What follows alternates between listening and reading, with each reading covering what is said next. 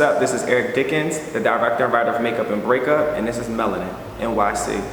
Delaware State University definitely prepared me only because I had two great professors, Dr. Gorham and Professor Eric Dotson. They allowed you to actually come in on your free time and utilize the equipment, and a lot of universities don't allow you to do that, to accumulate practical hours. Freshman year, we started like writing our own shows. So we'll broadcast live, and the campus started becoming acquainted with it. Through that, we learned how to like our timing. So that's the main thing, because you're live, you can't make a mistake, and if you make a mistake, you gotta hurry and fix it. The campus started anticipating the show coming on. So that was like the first show that me and my friends, we did together.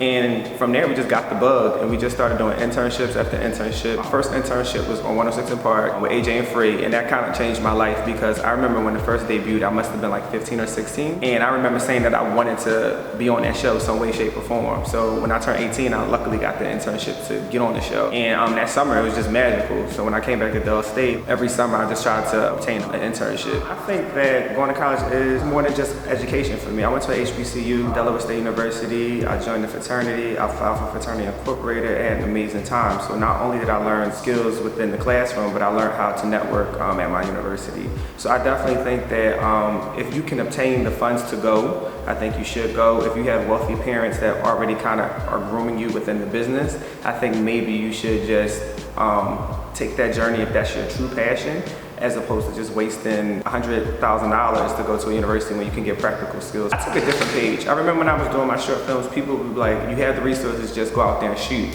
And that's essentially what I did. It does give you good practical skills, but I definitely believe that take your time, write your script, have somebody read your script, rewrite until you get it right. Through that time, I remember, I think I wrote it and I waited 10 months before I started shooting, because I wanted to save money. I wanted the production value to be good. And I think that's the one thing that we stood out from the other web series that were already out there. There were only a few web series that had excellent production quality. We tried to match that, and that was my main like baseline. So after doing that, I was able to shoot, and you get instant gratification, and people really appreciate the effort that you took, like the extra mile that you took.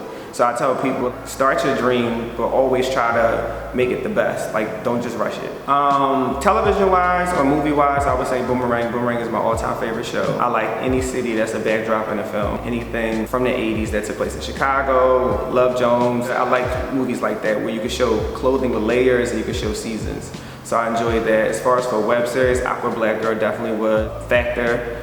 Black and Sexy TV, Hello Cupid was definitely a good one, and Roomy Lover Friends. So those three helped me shape my web series. I did 3 short films prior, and I think that being able to tell a story in a short amount of time and just being able to see your work on the big screen, that's just like instant gratification for me. It just shows that you didn't do anything in vain. So when I kind of got to Makeup and Breakup and started doing that script, I always had like a good feeling about the script, because it was so close to my story and my friend's story. The main thing I just wanted to focus on was getting the cast right, just making sure that the cast gelled, and just making sure that the words lifted off of the page. I just try to stay positive and keep good positive energy throughout my process. When BET reached out and they were like, we want your show, They didn't reach out. They didn't reach out? No. So how did you pitch this? So I have a very interesting story. I pitched my show several times. There were a lot of movement with the department with like restructuring. So every time a new head would come in, I would have to repitch. Luckily, I did have some friends that worked inside of the building, so it was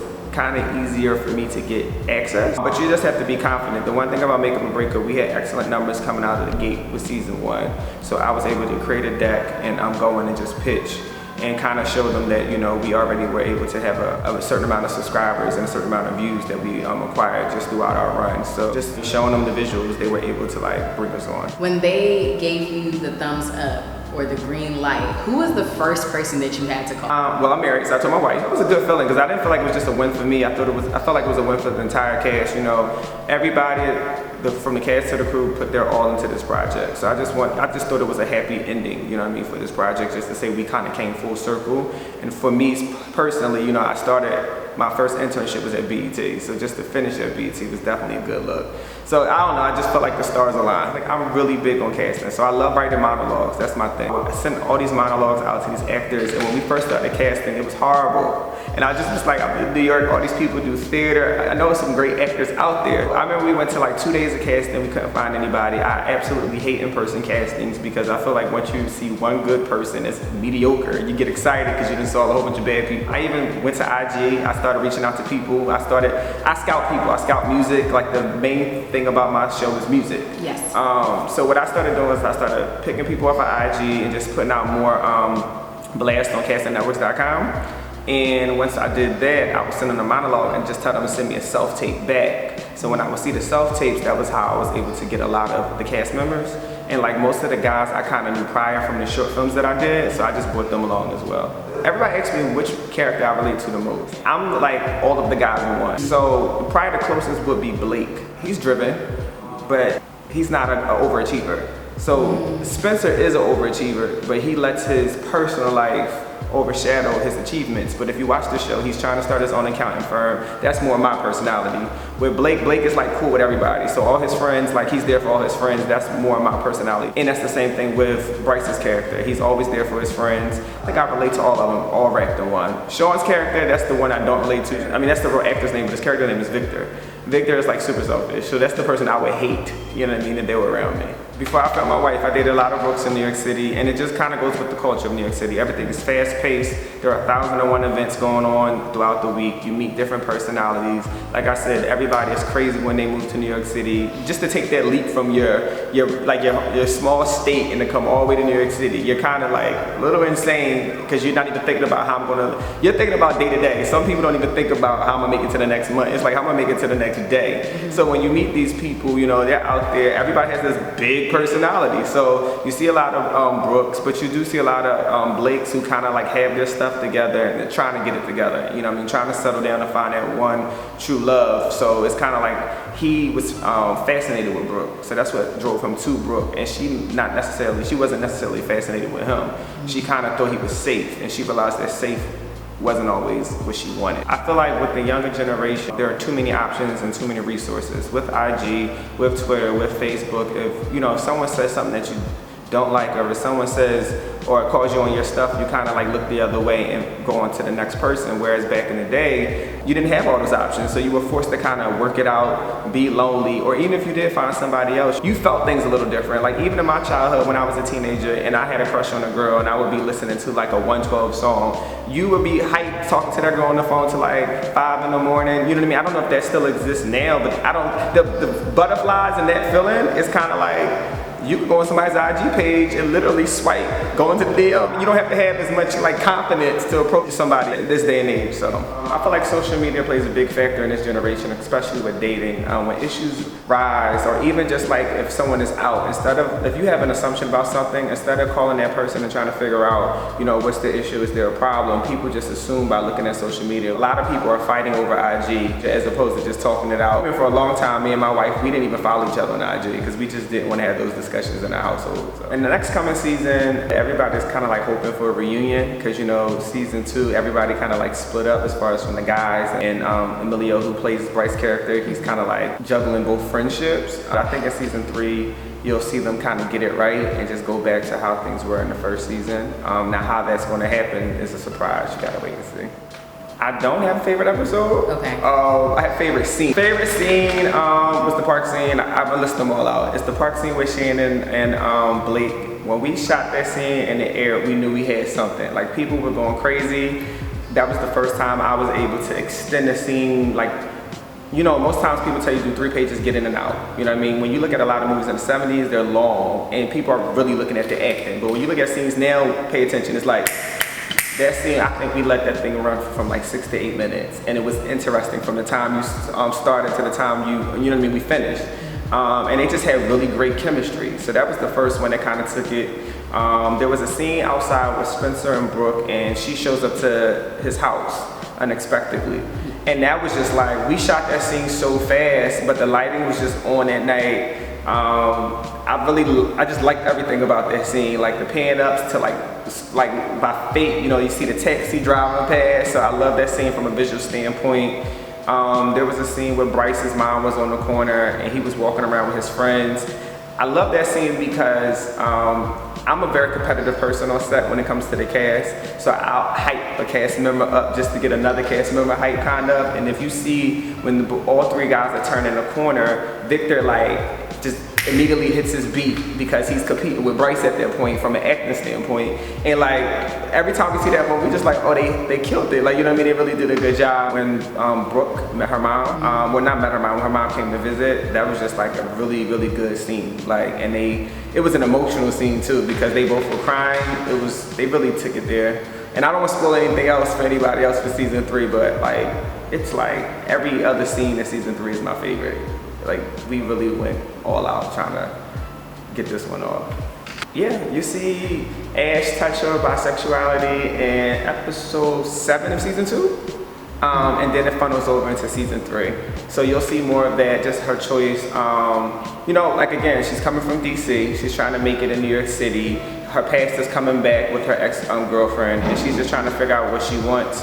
You know what I mean? As she's going into her womanhood in New York City and just trying to figure out if New York is even her home. So not only is she juggling with her relationship, she's also juggling where she wants to be. You know what I mean? As far as her, where she wants to call home. I like shots. You want angles that are just good. So we only shot 3 episodes when we first came out, and we just want to test it to see how it did on YouTube. And I remember when we edited the first episode and Brooke is walking up and she tears this letter, and the way he shot it with like this gimbal, it was like amazing. Once we shot that, we were like, I'm sold already. Like, you know what I mean? And we did the opening. I remember I added this last part. It was an opening where Brooke and Blake were sitting in a chair, like a director's chair. That was the last thing we shot.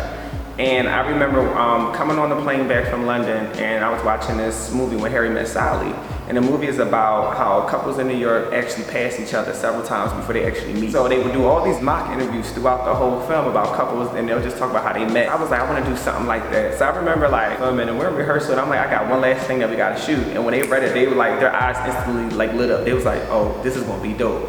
And when I tell you, like, we shot that maybe 5 takes. And they killed it. First season, I had so much leeway, so I was just writing 2 weeks prior to we taping. But when we were getting like second season, we were running a bit behind. I was writing an episode in maybe like 3 days, and the cast would get it maybe like a week and a half prior to taping. You want to give yourself more time, but specific things I know I can do fast. I can write a dramatic monologue. It takes me no time. I sometimes feel like, do you have issues, the fact that you can do this? But like comedy was my struggle. So I would have to take extra time to get my beats right. And sometimes when you find specific people, they could just warm up to your comedy. Like for season 2, we introduced Gavin's character. And like everything that I wrote, you know what I mean, for Gavin, which is Duval, he hit every mark, you know what I mean? So I kind of, through him, I learned how to get my beats. So when you come in season 3, it's like magic. It's like, you know what I mean, back and forth. So I think that you kind of know what you write well, and the things that you don't write well, you just have to give yourself a little bit more time just to get it. When you're shooting in New York City, you're an independent filmmaker, you're doing a lot of stuff guerrilla style, so you don't have permits.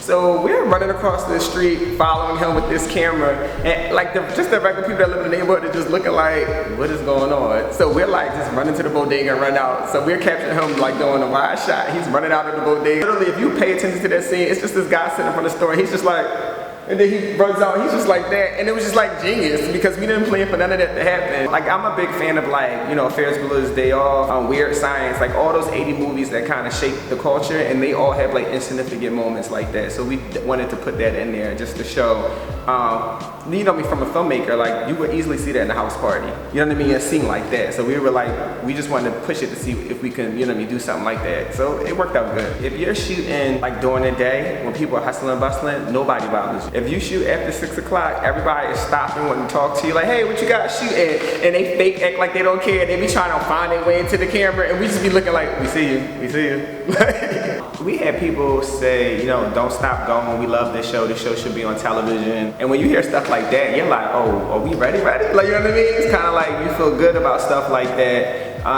You have people, like I had one person when we were doing our crowdfunding ended, and this person still donated $50. They're like, you know, I look forward to this show when it drops every Wednesday. We can't wait for it to drop. So when you kind of see stuff like that, it just, you know, keeps you going because, you know, there are a lot of times where you want to throw in a towel. You spend a lot of energy, time, and money, you know what I mean, trying to get these shows off the ground. And sometimes, you know, like I said, We got our deal in our 3rd season, so that's 2 seasons of us like on the hustle and bustle. And you do those moments where you're trying to figure out if your passion is kind of moving, if you're doing the right things. When you get those comments kind of keep you going and keep you motivated. I think that with any show, you have a beginning, a middle, and an end. And I want them to feel fulfilled when they see the ending. We all make mistakes. You could take time out, analyze your mistakes, and grow from them, and then move on. So that's the main thing, just growth and growing as a person. You always want to aspire to be better, and that's the thing that you'll see with these characters, that they just grow into adults, stop playing games from their early 20s, and they just grow up.